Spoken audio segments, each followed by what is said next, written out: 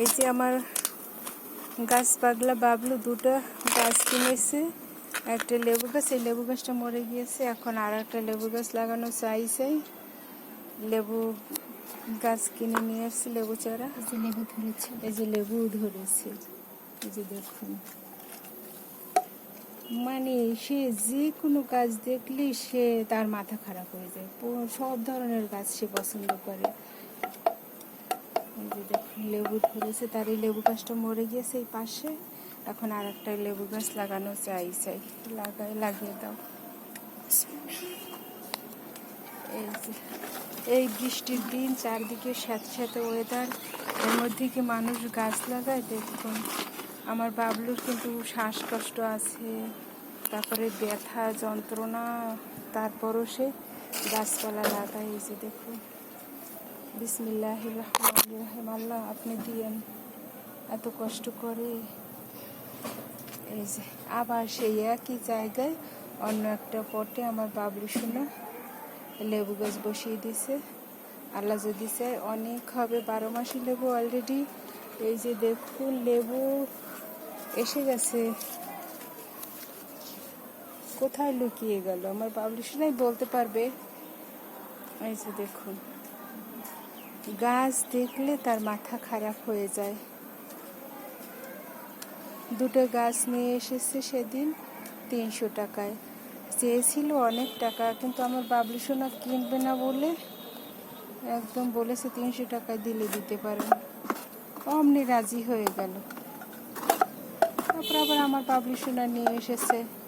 এদিকে শরীর খারাপ, মন খারাপ, সব নিয়েও সে গাছপালা নিয়ে আছে। আল্লাহ রহমতে এই বাবলু কতদিন পর, মনে 15-16 দিনের পরে একটু রোদের মুখ দেখলাম। 17 দিন পরে লাগাচ্ছি, 17 দিন পর রোদ উঠছে।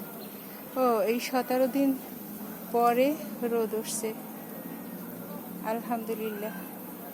একদম জনজীবন খুব খারাপ হয়ে গেছে মানুষের, আমাদেরই শরীরে শ্বাসকষ্ট, মানে অক্সিজেনের ঘাটতি হয়ে গেছে মনে হয়। খুব শ্বাসকষ্ট, অসুস্থতা নিয়ে আসি। এই একটু রোদ উঠছে, সাথে সাথে আমরা ছাদে উঠে গেছি। বৃষ্টির কারণে ছাদে উঠতে পারিনি, আর ছাদ আশেপাশ সব শ্যাওলা ধরে গেছে, যার কারণে এখানে বসবাসের অযোগ্য হয়ে গেছে।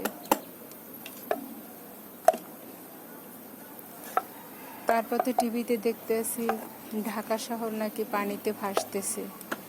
আম্মুর রেসিডেন্সেও যেতে পারি না, কারণ হচ্ছে আমরা যেখানে থাকি সেখান থেকে ঢাকাও অনেক দূর, আম্মুর রেসিডেন্স অনেক দূর, যাতায়াত ব্যবস্থা খুব খারাপ অবস্থা।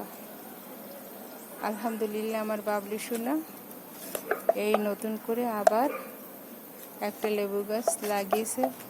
দুঃখের বিষয় হচ্ছে জাতীয় বৃক্ষ মেলা চলছে ঢাকাতে, কিন্তু আমার বাবলু সোনা এবার যেতে পারবে না, যার কারণে তার মন খারাপ। কিন্তু তাই বলি কি গাছ কেনা ঠিক থাকবে? না, আমার বাবলু সোনা ঠিকই বাজারে গিয়ে দুটো গাছ কিনেছে। সে সব সময় গাছ কিনে, কিন্তু এখন একটু গাছ কম কিনে। আলহামদুলিল্লাহ, আল্লাহ আপনি দিয়েন। আপনাদেরও কিন্তু সাক্ষী রাখলাম, এরপর যখন লেবু হবে তখন কিন্তু আবার আপনাদের দেখিয়ে হারভেস্ট করব। আমার বাবলু সোনা কিছু বলার নাই আমার। প্রথম যখন সে গাছপালা লাগাতো তখন আমি বলতাম এই টব ফেলে দিব আম্মু, পাশে একটা ডোবা আছে, আম্মুকে বলতাম আম্মু টব ফেলে দিব। আম্মু বলে না থাক বাবা, আজকে থাক।